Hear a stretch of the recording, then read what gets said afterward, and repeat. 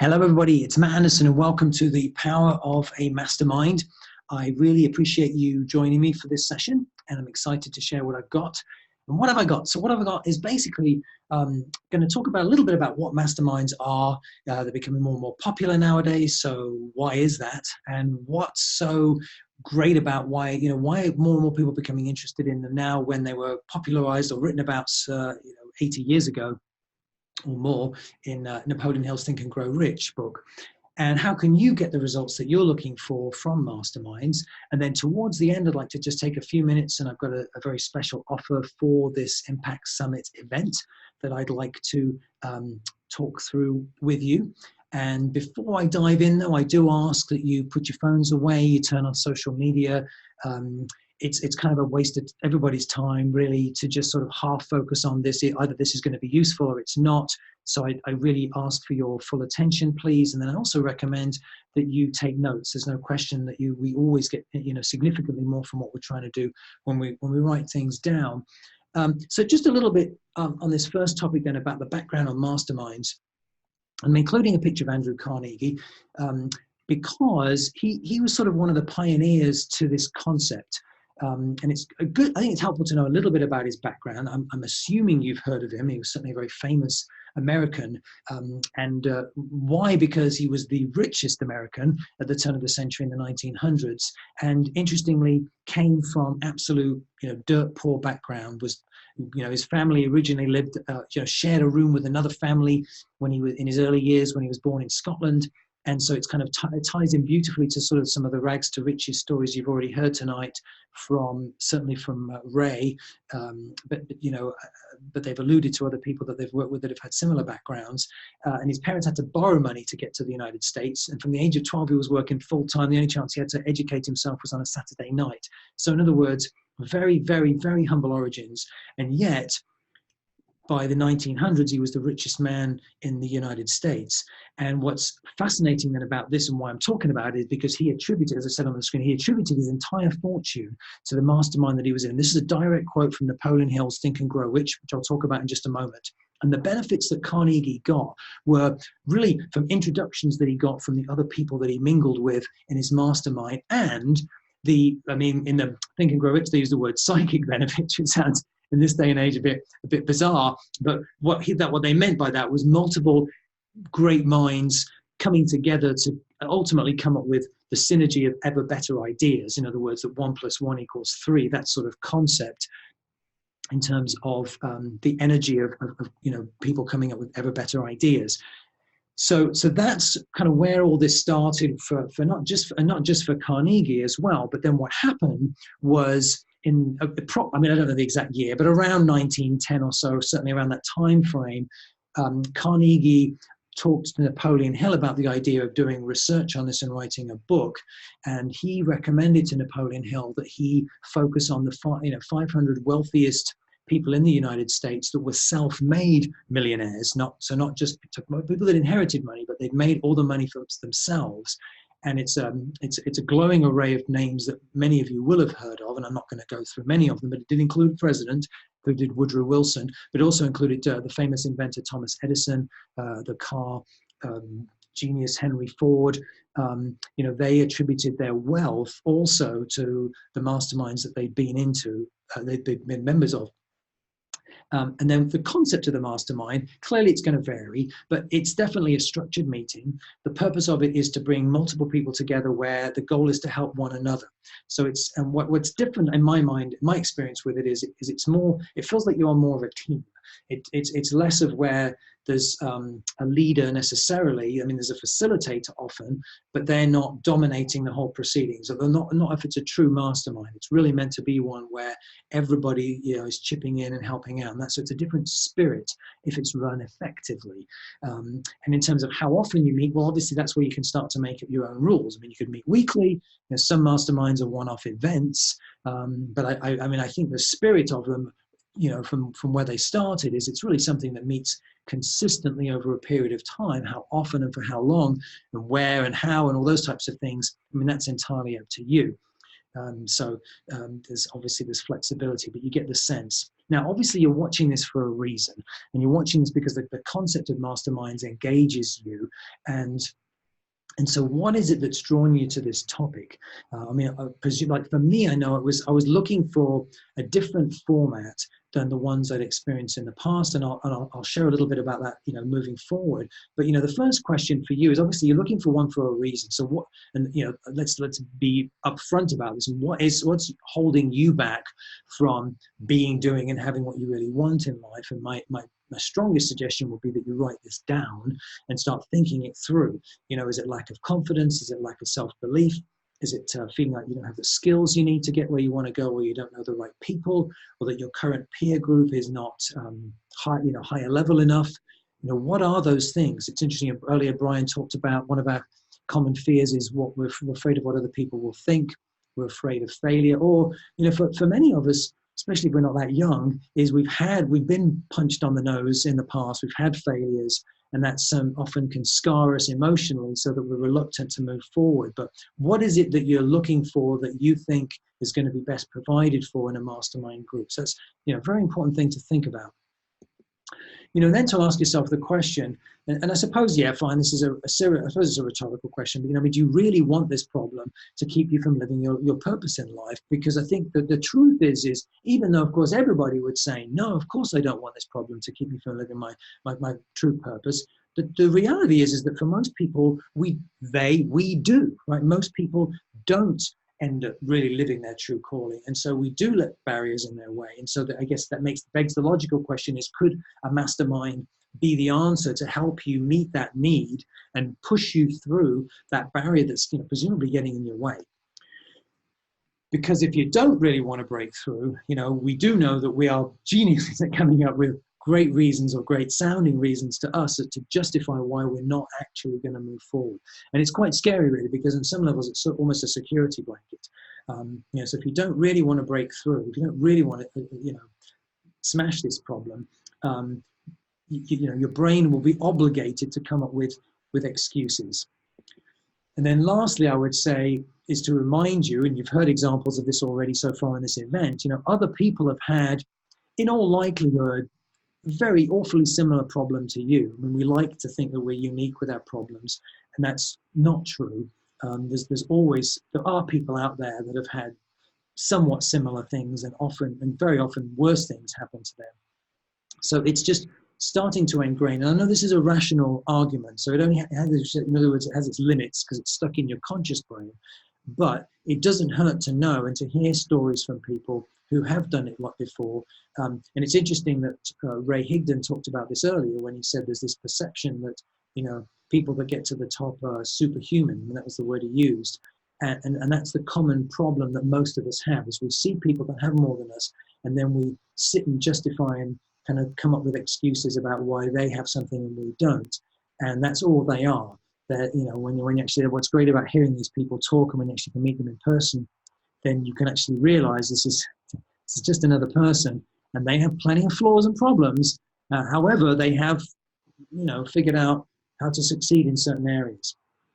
And that's something I've focused on a lot in recent months for myself with a podcast that I've been hosting, that opportunity to kind of get much more first face-to-face experience with people to sort of see that, which is helpful. I'd certainly recommend it, considering that there's something else. So where does that bring me? In other words, why should you be listening to me talk about Mastermind? So just a brief piece about my background, and I decided to tell it mostly with pictures, although you can see me on screen as well. So this was a slide that I used 7 years ago when I did presentations, PowerPoints and webinars and so on, that told my story. And at that time, things were going very well. I'd been self-employed for 10 years. 10 years prior in 2002, I'd been a school teacher making $29,000 a year. 10 years later, I was on a healthy six-figure income. I was traveling the world. I spoke on 3 different continents. I trained sales teams from over 35 countries. And again, this is sort of a little bit of a bio that you're looking at right now on the screen. I had a best-selling business book that came out at the beginning of 2012. So things were very good. And of course, pictures don't always tell the whole story. I was starting to burn out, I think, at that time, and I know I was. So, and I was getting, some frustration was building. So as I tell this story, I mean, it wasn't an overnight shift, because it certainly looks like it when you see the pictures. Because come 2013, January 2013, I got married later in life, and my wife and I found out we were expecting in January. And it's actually, it scares me no end when I look at this picture. This was a week after we'd learned that we were expecting, and you can, I don't know how clearly you can see on the screen, but I've already got a big whacking cold sore on my upper lip, and I look like I've been diagnosed with cancer. I mean, I just looked somewhat emaciated, which of course didn't happen in a week, but I looked dreadful, and I was shocked when I saw this picture. But it is a reflection of what was starting to go on inside of me when this happened, and it's unfair to just attribute it all to the knowing we had children coming, because I was already, I mean, the frustration of coaching, and no exaggeration, hundreds and hundreds of salespeople over a 10-year period had cumulatively been building up in terms of the frustration that, of course, some people got great results. I wouldn't have had the success I did if people didn't, but far too many, their outcomes were underwhelming and disappointing, and my frustration was growing and growing at the number of people that weren't following through. It was driving me crazy. And also, I think there was the fact that it was all sales related, which wasn't my deepest passion. I mean, I think it was a combination of things. In the real world, it's the way it works. But that picture doesn't lie in terms of how I was feeling. And it started a nosedive. So the children came along. We had twins. And it, it should have been a joyous occasion. It was for a short period, but I was just doing an awful job on my head. And it's no exaggeration. I mean, I was really struggling. I had zero fun. This was a trip to Florida we made when they were almost one. I was literally struggling to keep heads above water. I was not in a good place. And that picture does say it all. I mean, it's funny. I went, as I prepared for this presentation, I went back through a lot of old pictures, which I've not done in all these years. I've not wanted to go back to these pictures because they just didn't have any warm feelings for me, which is sad to say, very, very sad to say, actually. It's really sad for me. But I mean, that picture tells it all in terms of how I was feeling at the time. I just was not in a good place. And, and I want to spell it out for you. I mean, the number of different things that were going on. I mean, things were horrible at home between me and my wife. We had just horrendous rows and arguments. I was so stressed that first year that I took up CrossFit, and I was going 5 times a week. So I was 47 years old, lifting far too heavy weights with not the greatest supervision on my technique. I ended up damaging my back so badly, I actually couldn't move. I mean, I was physically in excruciating, this is no exaggeration. I mean, I could not move. December of 2014, I ended up having to have a surgery on my back. I mean, it was just an unbearably awful time. And I, shortly after that, or a couple of months after that, not even actually, I started another business. And that, went downhill very quickly. And while I don't know, $80,000 in debt, I guess it's all relative, right? But for me, that was a huge amount of money. And I talked to bankruptcy attorneys, and so it was a horrible time, and it was not getting any better. I mean, you can read some of the things on here. I don't need to, go through all of it. But a lot of things that I'd not dealt with from my past, I think, were showing themselves. I just wasn't aware. I wasn't able to tune into any of it. So I was in a horrible place. And unfortunately, it didn't get any better the next year. This is a picture. I know I feel bad because the pictures keep going of my son when I've also got 2 children. But that was the twins' birthday party. And as you can see, that's, this wasn't an anomaly of a picture that I took. I mean, I had a frown on my face that day. The following year, unfortunately, wasn't any better either. So it was really a very long period where I was stuck, and I really had no idea. I just didn't know how to get out of it, quite frankly. And the turning point, was yet to come. And so cumulatively, I decided to sort of tally up all the things I'd done to try to grow and figure out things for myself. And this was the best that and it was a lot of things. I had multiple coaches that tallied a good $25,000, I'm quite sure. I mean, I've got a huge library of books. I'm always reading books or listening to books.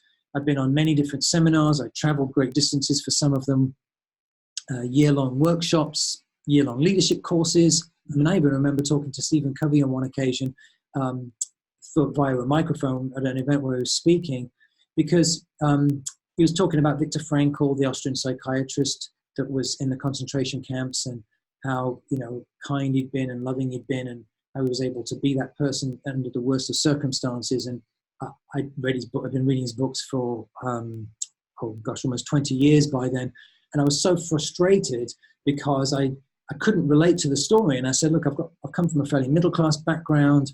I don't have anything like this I can relate to.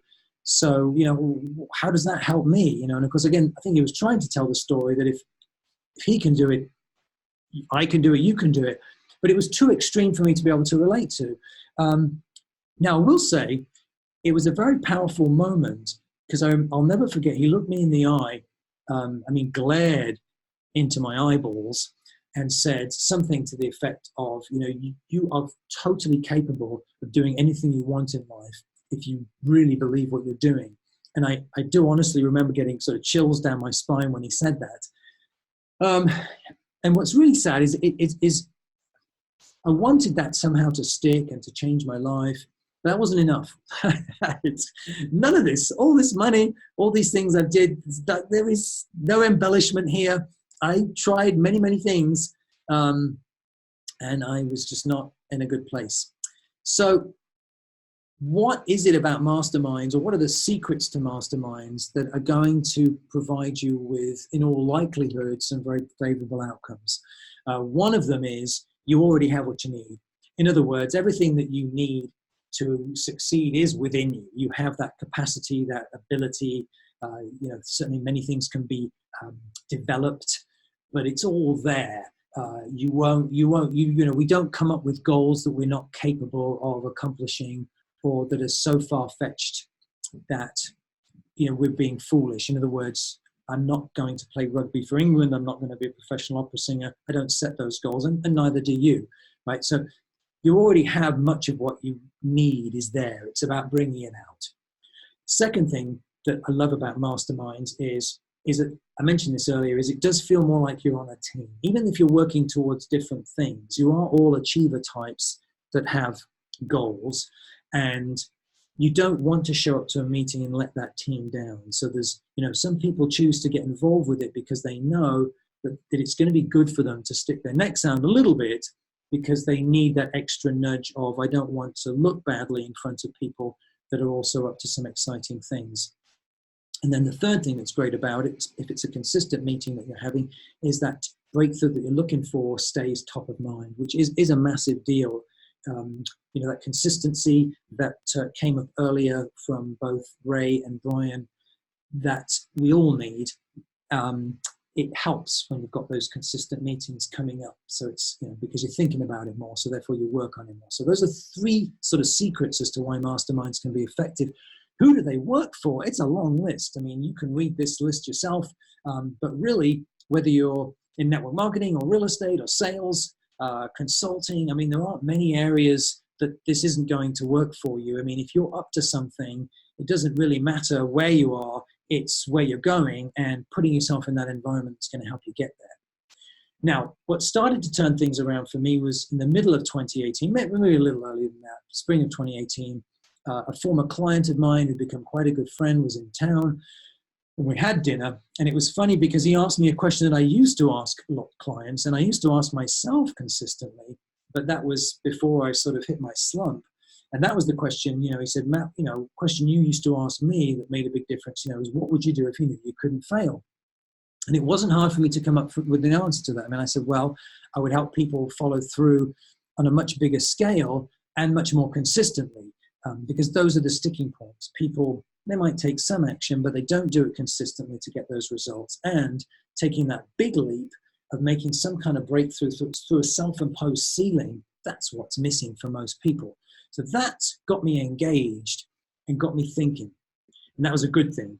And so then while this picture, yes, is flippant, I did then start looking into this concept of, well, what do masterminds do? Because I'd done everything else, well, it felt like I had. May I didn't do it all very well, but I'd certainly done plenty of it. What do the elites do? when they get together and they're paying, and I'm not making these numbers up. I mean, the elite masterminds that people will pay $100,000 a year to be in. What do they talk about? What's the structure? What's the content? What tools and strategies do they use? That's what I started looking into. So while these two pictures are flippant, sort of, I mean, they're real pictures from 2018 that I think started to show that I was coming to life again anyway. I did, yes, spend lots of time in the library. And I did a lot of work. I mean, I started cutting back quite quickly on my old business so that I could focus on what I could sense I knew was much more my real passion and calling in life. Demonstrated, things started to pick up in my head, business trip in England last year. And then finally a happy picture of me at one of my children's birthday party from last year, a year ago. Things were picking up, which was great. But then things got worse. So that was from Christmas last year. And, you can see the expression on my wife's face. And some of that was me and some of that was the charming relationship she doesn't have with my mother. But nonetheless, things were, difficult. And I just remember waking up on New Year's Day at an all-time low. And it's funny, there's a theme to, you heard some of these stories earlier, certainly from Ray and Brian, that, and I've found this out from doing my podcast interviews, is that some people absolutely do have a certain day where they hit an all-time low. Admittedly, they may have had others, and usually it's leading up, like there've been other things that culminate. It doesn't certainly ever come out of nowhere. But for me, I was, I don't know how the best word, but my breath was taken away from me. Like I just couldn't, I was gutted at how miserable I felt on the first day of the year, given that normally is a year for so much hope, even if it doesn't often last very long for many people. I just couldn't believe how down I was feeling. So that was a real turn, that was certainly another turning point for me, where I didn't want to spiral any further. And so I got into lots of action. Ray certainly talked about this a lot earlier as well. And my first sign of hope was I did early this year decide I was going to start doing a podcast. And so that's me. Presumably, I think I was about to record my first one. And so that was, a turnaround that I was starting to do something new, starting to learn from people. And very early on, one of my first guests mentioned masterminds. And it was interesting because I don't know, it was on my mind because the minute she mentioned it, the first thought in my head is the minute this podcast is over, I want to talk to her about a mastermind.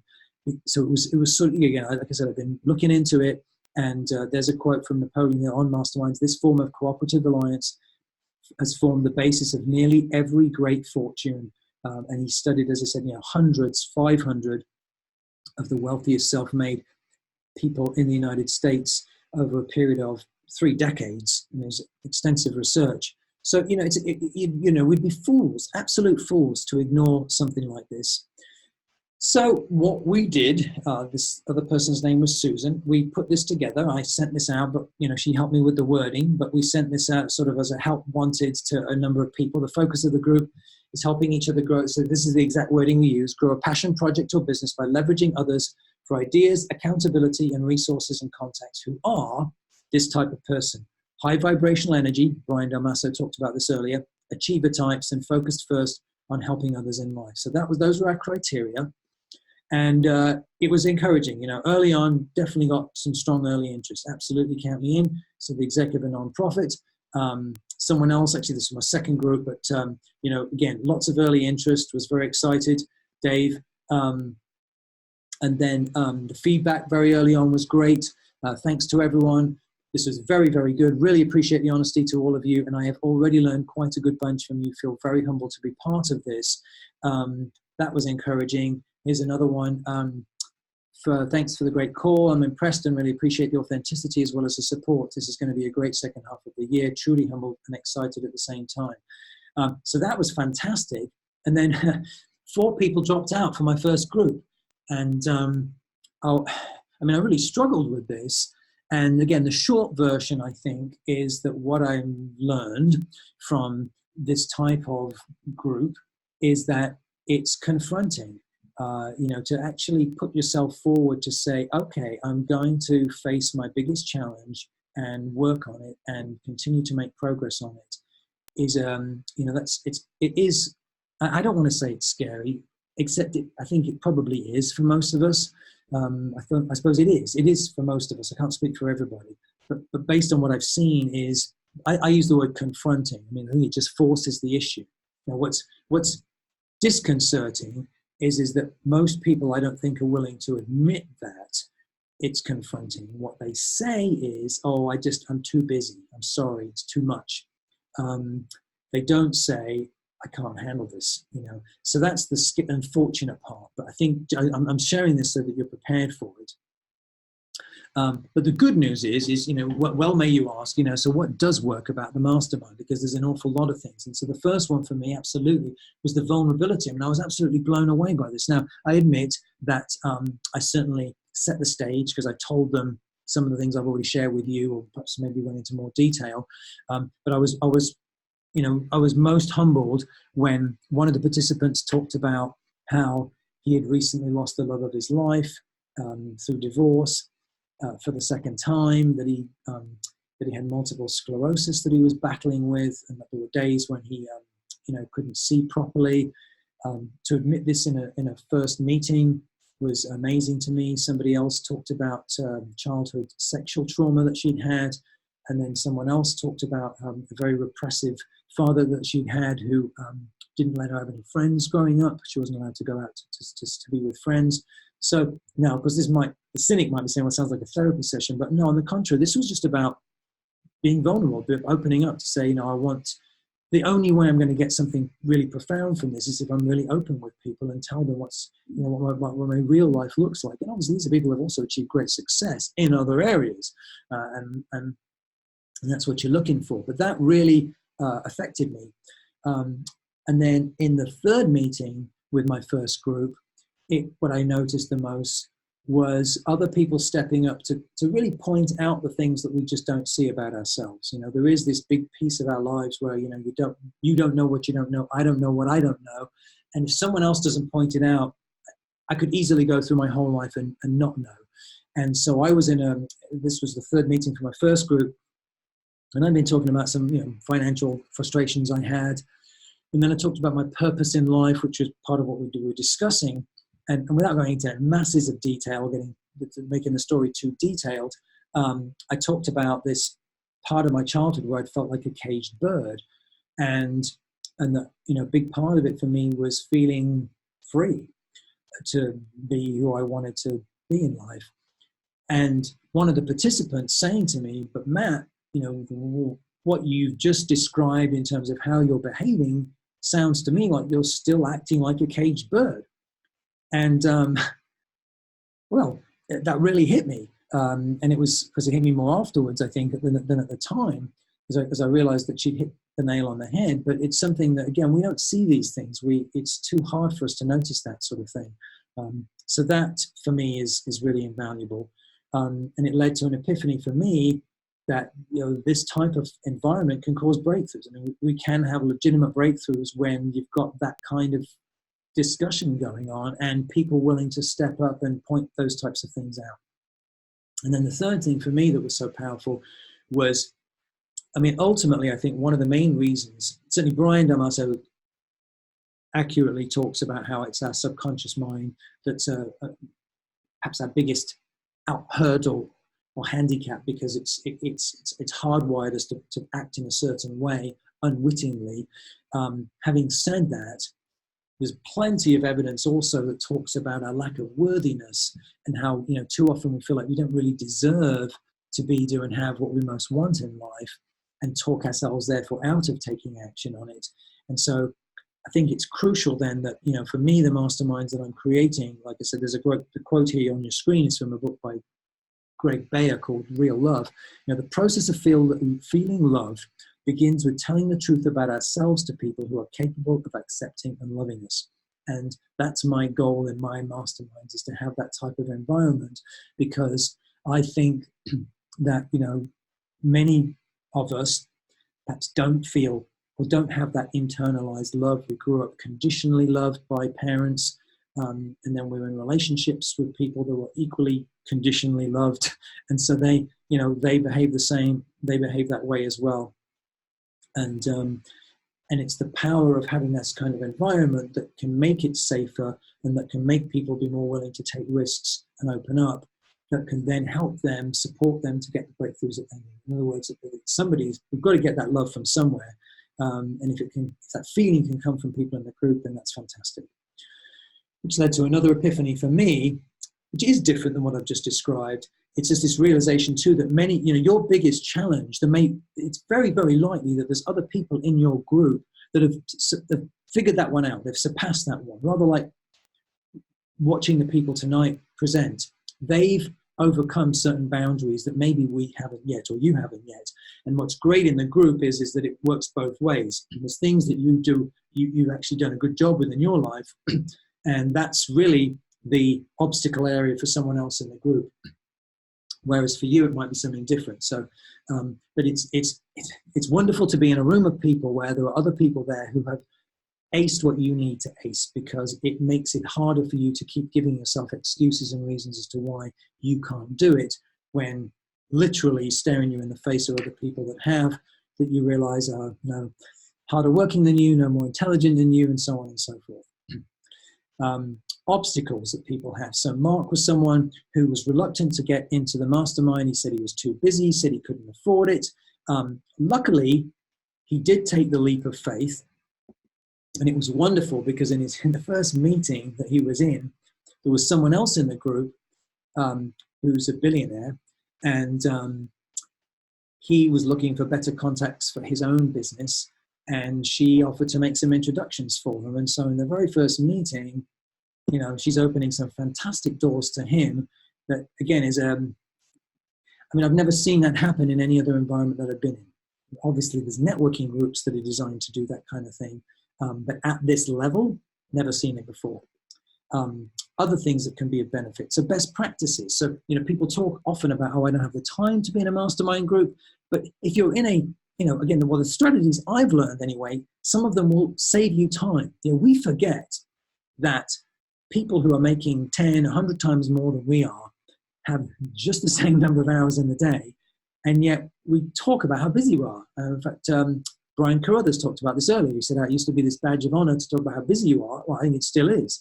But it's not about being busy, right? It's about how you use your time. And so my point is that people say they're too busy, but there's so many ways that I'm quite sure almost all of them could be far more effective. Plus, they're not breaking through where they really want to be. They're not that happy, or they're not living their calling. So there's things that aren't happening, and yet we're saying we're too busy, and we're taking stuff on that's not getting us to where we want to go. I was impressed with something that was impressed upon me not too long ago was a quote from Warren Buffett, where he made the observation the difference between successful and really successful people is that really successful people say no to almost everything.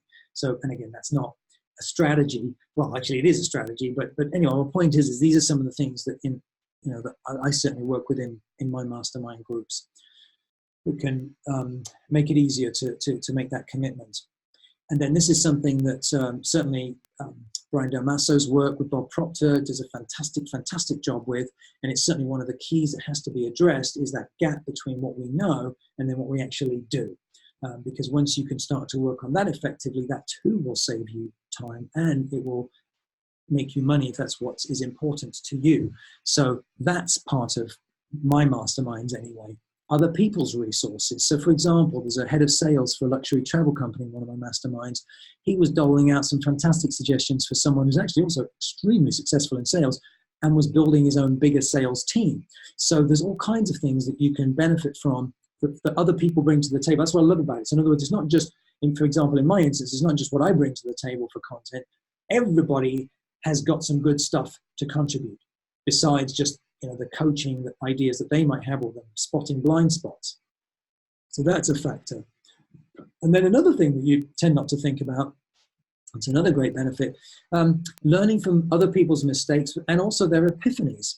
So I know one of the last meetings I had in July with one of my mastermind groups, there was a chap in it called Michael, who at the end said that the most useful thing he got from the meeting was somebody else's epiphany.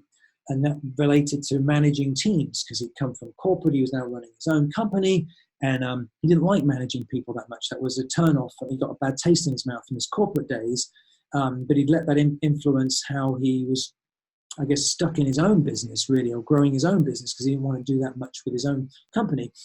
So again, but it was learning from someone else's epiphany that was really valuable to him. And while this didn't happen in a mastermind, it certainly changed my life. That particular example, I was in a seminar 10 years ago, just sitting in my chair listening, and someone stepped up to the microphone to share what they had learned. And they started talking about how when they were 18 years old, they'd had their heart broken in a relationship, and as a result had not wanted to take the risk of giving themselves in a loving relationship again, and had promptly then therefore been a commitment phobe. And I'll never forget sitting in my chair thinking, oh my God, that's exactly what happened to me. And this was 10 years ago. And, I'm putting up this picture of my wife and family because these three people would not be in my life. We wouldn't have had these children had I not had that epiphany. And this is not an exaggeration. This is a true story, because then what happened almost immediately after that is I started getting out there, but with a different attitude towards dating, because I realized, I truly, honestly, I remember feeling like this ghost was being exorcised out of me.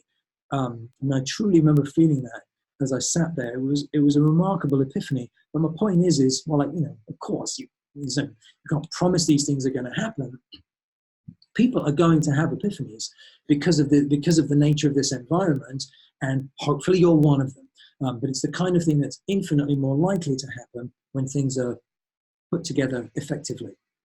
Another great example. So Susan, she was the person that mentioned her desire to be in one. And yes, we moved forward with it. And she was still saying to me, I'm not sure I'm ready for this. I'm not sure this is the right time. My confidence is shaky about this one, because she was aware this is going to force me to confront some demons. And she knew that the accountability would be good for her, because if she didn't put herself out there to do that, it would be way too easy to stay in that comfort zone that she was in.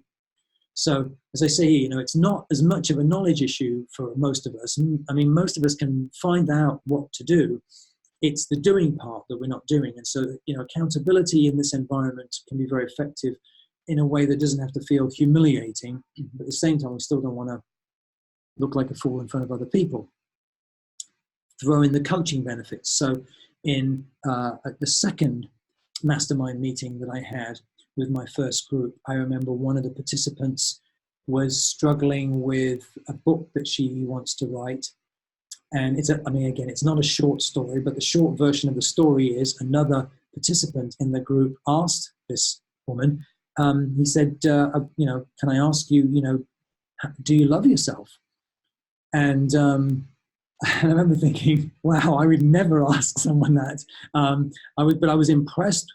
Well, I was initially concerned, because I thought, wow, that's a really direct and personal question. But she received it so well, because that was the crux of the matter, and it was brilliant coaching, and it's exactly what needed to be discussed. So again, it's this benefit you get from other people that are contributing. The support factor. So here's a screenshot from quite recently with one of my groups, and it's just one screen. It went on for at least 2 or 3 screens, but where I popped out a weekly question, which said, what's at least 4% outside your comfort zone this week? And it created this fantastic chain of different things people in the group had done, and accomplishments, and then also encouragement that they had also from one another. And it was really fantastic to see, to be a part of that. So that's, again, it's a different dynamic, that this is the way, to me, it should be. In other words, it doesn't feel, it's not something that's fake, that's just sort of blasts on social media. I mean, this is a specific group that's only for these people in the mastermind, and it was really wonderful to see them cheering each other on. And so, Susan had all these doubts, but then just over a month ago posted on Facebook how, much of her putting herself out there in terms of talking more about some of her past, came because of a challenge from the mastermind group that we put together. And she said, I challenge others with their thinking. I was ready. Thanks, Matt, for putting together the mastermind group. We all grow exponentially because of the blending of the chemistry of all of our minds. Exciting. But it's cool that she didn't drop out, but she's excited to keep growing. So if you don't mind, I'd like to take 5 minutes. I'd like to make a special offer to you for watching this, for this event that's specific to this Impact Summit. So if that's okay with everybody, I would like to do that right now, because there's a lot more I know I can give that I can't possibly cover in the space of a short webinar. And so this first thing that I'd like to offer, there's multiple things I want to offer to you. The primary piece is the mastermind itself. So if you're interested in the mastermind, it's a $5,000, that alone is $5,000. And it's 12 monthly meetings. They're 2 hours. They're done virtually. And again, all the kinds of benefits that you can focus on. What is that one big thing, that one big area that you're just not breaking through? And it would really benefit to be in this kind of environment. That's the thing to think about. So there's the mastermind itself. There's also an online course, and it's a very detailed online course. In fact, it's a lot more detailed than the mastermind, really, because there's a lot more videos and content that beautifully complements and supplements what's covered in the mastermind. It also reinforces some of the things in the mastermind that, obviously you're not going to remember everything in every 2-hour meeting. So that's 50 videos. That's a $12.97 value if you were to invest in that course. So that's also part of my offer. And in addition, there's a live event that I'll be doing in Chicago next May 2020. It's also pretty likely, it's highly likely I'll also do one in the UK, probably around the same time. But that's a Get Out of Your Own Way live. There'll be international speakers. There'll also be, again, if you think about these things, who shows up to this stuff, or other high achievers that want more from life. So great networking as well. That's a $1,000 value. And then there's also an exclusive Facebook group that's only for people that have made the commitment to be in a mastermind. So again, extremely motivated people who really are going places that you definitely want in your network, and not such a crazy large group of people either that you can't possibly make connections with any of them. High vibrational types, achiever types, focused first on helping others. That may be the most underpriced piece at $497, but it all adds up to a total value of almost $8,000 of the package that I'm offering to you for this event. And frankly, if all you got from your mastermind was an environment for 12 months, you were expected by everyone to break through your biggest limiting barrier because others in your group already had, would that be worth $8,000? If all you got from your mastermind was an environment where others were constantly looking out for your blind spots, things that, again, it's no exaggeration to say many of us, including you, you could go through your whole life and never have that thing pointed out. And that's why top achievers, top athletes, that's why they have coaches, is to help them with those things, is we can't possibly see all these things about ourselves. So to have that kind of environment, even for a year, what a difference that could make to your progress over the years. Would that be worth $8,000? If all this mastermind did was give you ongoing specific things to do and support that helps you build that internal worthiness, that internal love, that knowledge that you are loved, so that you feel good enough about yourself to believe that you do deserve, that you're just as good as anybody else. And there's no reason why if this person can have it, if Ray and Brian can have it, why can't you? Are they better than you, really? That takes time, and that takes quite a lot of time for many of us to instill, to build up. It's awfully nice to have a support group, and it's more than a support group, but to have that group that's cheering you on and helping you, because they're going to have doubts. In other words, everybody's going to struggle in this group at times, because if they're not, then they're not doing it right. They're not getting outside their comfort zone. They're not doing it right. So everyone's going to hit those bumps. And the whole point to it is that we continue to be there for one another in multiple different ways. So would that be worth $8,000 to you? So in other words, what is a year's worth of a mastermind worth for you? If you had one breakthrough that actually lasted, not just something that, maybe stuck for a short period, would that be worth $10,000 every month to you if it was business related? Would it be worth $50,000 a year? How much would you pay to get a legitimate breakthrough in an area that you've not broken through? So, I hope you can see that for less than $8,000, this is a great deal. Normally, in fact, I had email correspondence today with some people. This is a $5,000 investment, typically outside the event. But because I want you to smash through your ceiling, and because you're watching this now, you've gone out on a limb to watch this and learn more from some other great minds. My offer for you is that for less than $4,000, for $3,997, you can start this today. You can do it in 4 payments if that works better for you. This offer is valid for a month past the original date of this presentation, August the 19th, August the 20th, but basically a month. And there's a guarantee that I'll give you too. Now, my guarantee is marginally different. It is a 30-day guarantee, but I don't want you to just put your toe in the water, because I don't want too many people like those 4 people that said they'd try it, and then bailed. And I don't mean that derisively. I mean, I've had more than my share of struggles of facing fears, but the way I work it is, is I want you to show up to, you got to give it at least a couple of meetings. You got to do some work and give this some proper effort, because obviously if you do, great things are going to happen. But anyway, my point is there's a guarantee on this, but it's in month 2 that you can get all your money back if you want to. That's no questions asked. And here's what you're going to get. You're going to get 12 monthly meetings with the Mastermind group, and it's more than monthly, right? There's weekly interaction, there's coaching, individual bits of coaching from me here and there, more than here and there. There's the online course, the How to Get Out of Your Own Way course. There's the live event, and there's the Facebook community. So the total value is almost $8,000. If you're interested in taking the big leap, pop me an email, matt.anderson.intl, short for international, @gmail.com.